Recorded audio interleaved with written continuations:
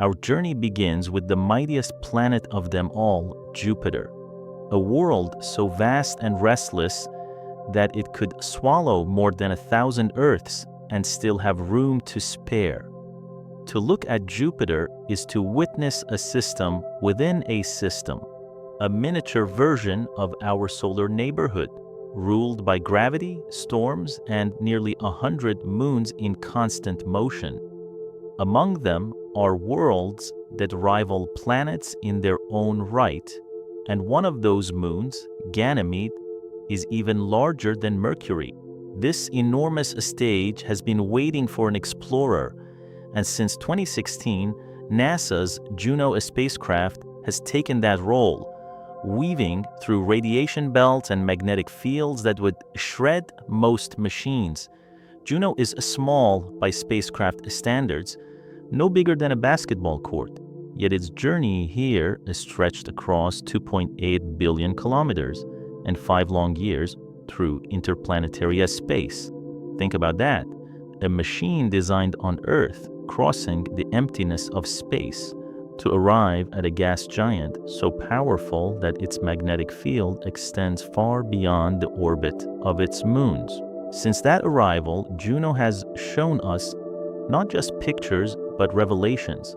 Polar cyclones circling like a crown at Jupiter's poles, invisible oceans of charged particles dancing within its magnetosphere, and flybys so close to its moons that we can now trace lava flows, count impact basins, and glimpse mountain peaks against alien horizons. But here's the twist. As Juno races into its final years, the discoveries are not slowing down. In fact, they're becoming more dramatic. This little probe, designed for a single mission, has already exceeded every expectation. And what it has uncovered in recent months has reshaped how we see not only Jupiter, but the very history of our solar system.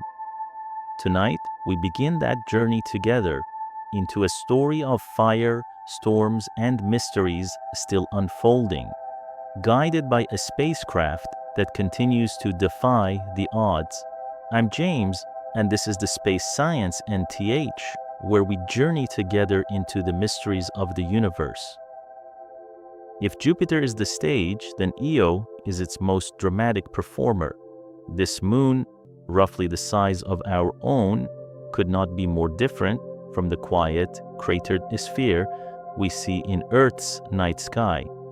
Io is alive with fire and motion, the most volcanically active world in the solar system, reshaping itself every single day. In 2023 and 2024, Juno dared to sweep just 1,500 kilometers above Io's tortured surface, close enough to witness fountains of molten rock rising dozens of kilometers high and plumes of sulfurous gas drifting like ghostly banners into space. These were not artistic impressions. They were captured in real time by Juno's cameras, giving us a front row seat to landscapes that seem impossible anywhere but in science fiction. Io's fury comes from a tug-of-war unlike any other. Imagine the moon is stretched like a rope between Jupiter's enormous gravity and the poles of its neighbors Europa and Ganymede. Each orbit bends Io's interior back and forth, generating friction that releases heat on a planetary scale. That relentless kneading is why Io's crust never rests. Where impact craters should be, we find smooth plains of fresh lava. Where mountains should stand quiet, we discover peaks like Steeple Mountain, jagged spires reaching 7 kilometers high, casting shadows across a horizon that glows from nearby eruptions. Even its largest volcanic depression, Lokipadera, is filled with a vast lake of liquid rock so reflective that Juno caught sunlight bouncing off its surface as though Io itself were holding up a mirror to space. But the surprises didn't stop at what we could see. Juno carries instruments that pierce beyond the visible, mapping heat with infrared eyes and probing through haze with microwave sensing. By combining these views, scientists stitched together the first multi-decade map of volcanic activity across Io. It revealed that some regions burn brighter than others, hinting at magma reservoirs beneath the crust and even suggesting the possibility of a global ocean of molten rock. That idea alone, an ocean of fire beneath the surface of a moon, would have been dismissed as fantasy only decades ago. Yet here it is, supported by hard data from a probe orbiting 500 million miles away. Each close encounter with Io brought not just beauty, but mystery. New mountains, never before recorded by Voyager or Galileo, emerged from the shadows. Eruptions appeared and vanished in a matter of days. Lava lakes shimmered like glass. With every orbit, Juno added pieces to a puzzle that scientists are still struggling to complete. And what makes Io so compelling is not only the violence of its surface, but the fact that it continuously erases its own history. Unlike the Moon or Mars, where craters preserve billions of years of story, Io rewrites itself in geologic instants, leaving us with a living world that hides its past even as it creates its future. Leaving behind the volcanic fires of Io, Juno turned its gaze back to the giant itself, and what it revealed was no less extraordinary. Jupiter's atmosphere is a restless ocean of clouds, striped with belts and zones that swirl endlessly around its equator. But near the poles, Juno uncovered something unexpected. Immense cyclones arranged like petals around a flower, each storm thousands of kilometers wide, each spinning with a rhythm that seemed choreographed by forces deep within the planet. At first glance, the storms look similar, majestic spirals in shades of white and ochre. But Juno's instruments told a very different story. By observing these tempests in multiple wavelengths, visible light, infrared, and microwave, scientists realized that not all cyclones are created equal. One storm may appear sharp and well-defined in the visible spectrum, glowing with heat in infrared, yet nearly vanish when viewed in microwave light. Another, seemingly modest at the cloud tops, revealed intense signatures far below, extending more than 100 kilometers beneath the surface. The discovery was like peeling back layers of an onion. Each wavelength exposed a different truth, and together they suggested that Jupiter's storms are not just surface features, but towering three-dimensional structures with hidden depths. What makes this even more remarkable is the central cyclone. Prominent in visible and infrared views, it almost disappears in microwave readings. This vanishing act hints that the core of the storm may be built differently from the surrounding cyclones, a riddle that continues to puzzle researchers. To capture these details, Juno's microwave radiometer peers through the cloud decks with 6 channels, each tuned to penetrate deeper into Jupiter's atmosphere, down to layers 300 kilometers beneath what we see. With each orbit, a new piece of the puzzle emerges, and eventually, scientists hope to build a full 3D map of these polar tempests. Maps that will not only show us how storms work on Jupiter, but also shed light on atmospheric dynamics across gas giants everywhere. To stand at Jupiter's pole, if one could, and watch these cyclones circle endlessly around a central eye would be like witnessing a dance choreographed by gravity and heat, one that never repeats yet never truly ends. Thanks to Juno, we don't have to imagine.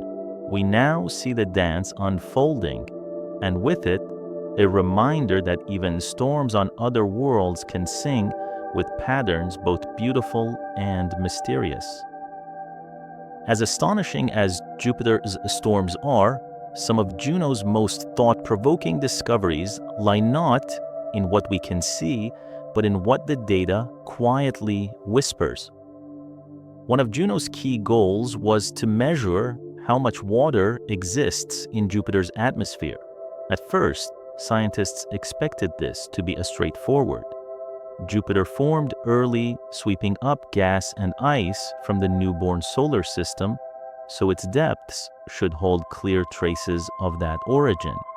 But Juno's measurements revealed something far less simple and far more puzzling. At the equator, the spacecraft found 3 to 4 times the concentration of hydrogen and oxygen compared with what is seen in the Sun.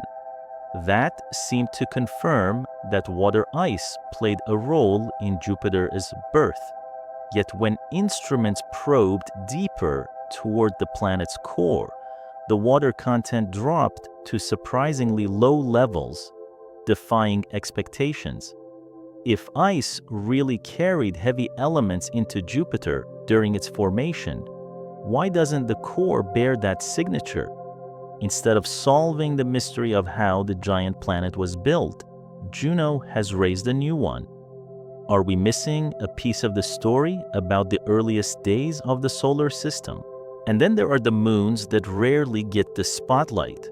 On a routine pass, Juno captured the tiny moon Amalthea drifting in front of Jupiter's swirling clouds. At just 84 kilometers across, it is no grand world like Ganymede or Europa, yet Amalthea glows with an intensity that makes it the reddest object in the solar system. Stranger still, it radiates more heat than it absorbs from the sun.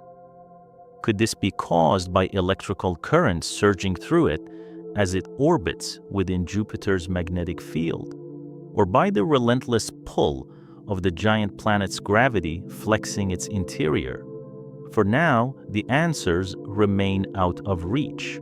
Together, these findings remind us that space exploration is not a straight path from question to solution. Often, one layer of data uncovers deeper uncertainties. Jupiter was once thought to be a simple ball of gas in the storms, but Juno has revealed a complex, evolving world full of contradictions, a world that keeps secrets even as we draw nearer. These contradictions may hold the key not only to Jupiter's past, but to the story of how all giant planets, including those orbiting distant stars, first came to be. Every journey has an ending, and Juno's is now on the horizon. By 2025, the spacecraft will have completed 77 close passes of Jupiter, each one bringing us closer to understanding a planet that has shaped the destiny of our solar system. Only 8 more orbits remain. After that, Juno will not simply drift away into silence, it will dive into Jupiter's atmosphere, vanishing in the very world it has studied so faithfully. This finale is deliberate, a safeguard to ensure that no earthly microbes could ever reach Jupiter's moons that may one day prove to harbor life. In a way, Juno's last act is one of protection, giving itself back to the planet it revealed to us. But the story is not one of loss. It is one of legacy. In less than a decade at Jupiter, Juno has redefined how we think about giant planets. It has shown us cyclones that spin like a cosmic crown, a volcanic moon that never sleeps, and atmospheric puzzles that will still leave scientists scratching their heads. Each image, each measurement, has become a piece of a larger mosaic, one that will guide future missions for years to come. Europa Clipper, JUICE, and other explorers will follow, carrying forward the torch lit by this small solar-powered probe. And perhaps that is the real message of Juno's journey, that even the smallest machine, if guided with curiosity and persistence, can unlock wonders on a scale far beyond itself. The spacecraft may be nearing its final orbit, but the inspiration it has given us about exploration, about resilience, about daring to face the unknown will outlive the probe by generations. As it arcs toward its final plunge, Juno reminds us that endings in space are rarely finales. They are passages, moments when the questions left behind ensure the adventure is never truly over.